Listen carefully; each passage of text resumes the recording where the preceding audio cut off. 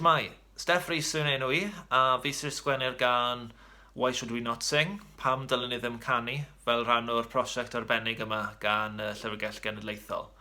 Mae'r gan wedi cael ei ysbrydoli gan araith David Lloyd George, y prif weinidog ar y pryd, o Eisteddfod Genedlaethol Cymru, Aberystwyth 1916, ble mae'n anerch y dorf ac yn dweud faint mor bwysig oedd ei bod yr Eisteddfod yn parhau yn ystod yr Ryfel Byd Cynta a bod ni'n parhau i ganu er mwyn codi ysbryd y genedl. Nawr, yng nghanol y frwydr bresennol yn erbyn y coronavirus, o'n i'n teimlo fod geiriau Lloyd George yn eitha perthnasol i ni heddi, felly nes i fwrw ati i greu'r gan yma, gan ddefnyddio tipyn o'i eirau greiddiol fe. Mae'n gan ddwyieithog, achos araith yn Saesneg oedd gan Lloyd George, a mod i'n fel arfer yn sgwennu yn Gymraeg, oedd e'n eitha neis mewn ffordd i cael newidiaeth a sgwennu rhywfaint yn Saesneg. Mae'n gan eitha cenedlaetholgar, dwi'n meddwl, a dwi'n meddwl bod e'n gallu bod yn addas i ni bod yn nghanol brwydr yn erbyn y feirws yma, neu falle ar gyfer rhyw gystadleuaeth pêl-drod sydd wedi cael ei ohirio tan flwyddyn nesaf, pwy oer. Ond nes i fwynhau sgwennu'r gan. Mae'n gan roc eitha cyfoes, twtch yn wahanol i beth fyddwn ni'n sgwennu fel arfer, ond dwi'n eitha prowd ohoni, a dwi'n gobeithio yn fawr newch chi fwynhau hi. Diolch yn fawr iawn i'r Llyfrgell Genedlaethol am y cyfle yma. Dwi'n ddiolchgar dros ben, a dwi'n edrych mlaen gallu gwrando ar yr holl draciau eraill sydd wedi cael eu cyfansoddi. Felly, joiwch. 1, 2, 3, a...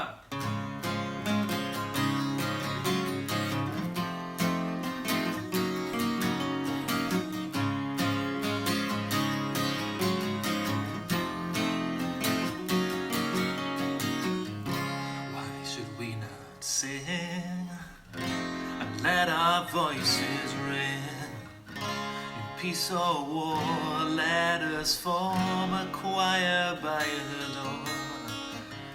We'll sing in prosperity, we'll sing in adversity. Let us sing at work and play all night and day.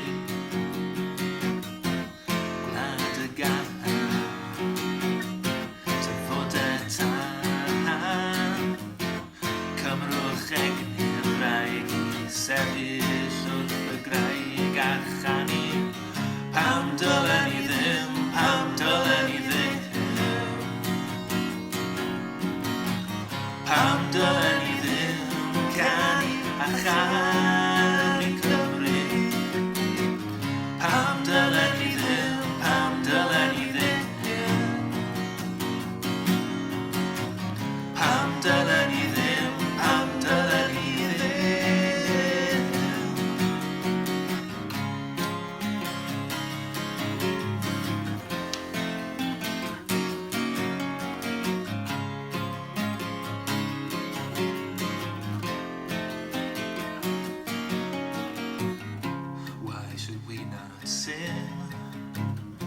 In autumn or in spring, in deep winter it'll raise you to high summer.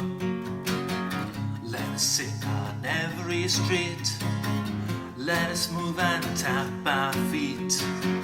Let us raise our hands together and feel the pleasure. Glad to get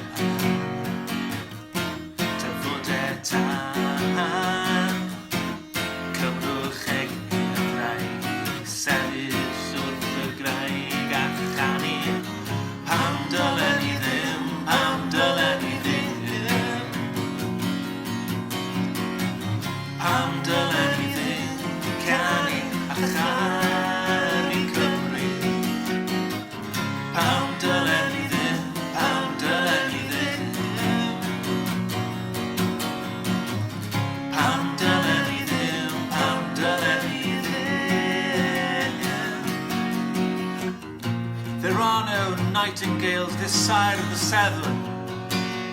Providence rarely wastes its gifts. We do not need this exquisite songster here in Wales. We can provide better. There is a bird in our villages that can beat the best of them. He's called a Cymro.